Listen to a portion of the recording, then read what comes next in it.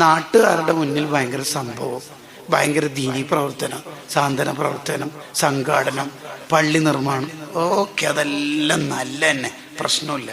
But കുടുംബത്തിൽ പെങ്ങന്മാരുടെ ഇടയിൽ ജ്യേഷ്ഠനഞ്ചന്മാർക്കിടയിൽ നമുക്ക് ബ്ലാക്ക് മാർക്ക് വീണാൽ തീർന്നു. ആദ്യം സൽപ്പേര് അവിടെ നിന്ന് വാങ്ങണം.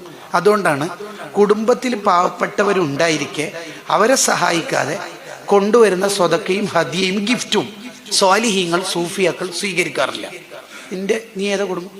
എൻ്റെ ആ പാവപ്പെട്ട ആ മൂത്തന്മാരെ മോളെ കല്യാണം എത്ര കഷ്ടപ്പെട്ടിട്ട് നീ സഹായിച്ചില്ല, നീ എൻ്റെ പോലെ ഭയങ്കര തക്കാഫുലായിട്ടെടുക്കും. ഇപ്പോൾ അടുത്ത് സ്വാലിഹീങ്ങൾ തിരിച്ചയക്കാറുണ്ടെന്ന് ഇമാം ഷാറാനി റഹിമഹുല്ലയുടെ ഹാദിൽ ഹാഇരീൻ ഇല റുസൂമി അഖ്ലാഖിൽ ആരിഫീൻ എന്ന കിതാബിലുണ്ട്. അത് വേണം.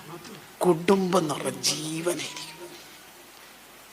ഇളയമ്മ മൂത്തമ്മമാർ ഇസ്ലാമിൽ ഉമ്മാന്റെ സ്ഥാനത്ത്, മൂത്താപ്പ ഇളയപ്പ എന്ന് പറഞ്ഞാൽ ഉപ്പാന്റെ ജ്യേഷ്ഠന്മാരുണ്ട്, അവർ ഉപ്പാന്റെ സ്ഥാനത്ത്. ഉമ്മ എന്തിനാ മൂത്താപ്പ നമ്മളെ പെങ്ങളെ ഫൗസിയാന്റെ കല്യാണ വിഷയത്തിലെല്ലാം ഇങ്ങനെ ഇൻവോൾവ് ഇടപെടുന്നു? അയാള് സാമ്പത്തികമായിട്ട് സഹായിക്കാറ്റും ചെയ്യും? ഇല്ലല്ലോ. ഭയങ്കര അഭിപ്രായമാണല്ലോ, ഭയങ്കര തള്ളാന്നല്ല. ആ സാധനമൊക്കെ മുളയും തന്നെ നുള്ളി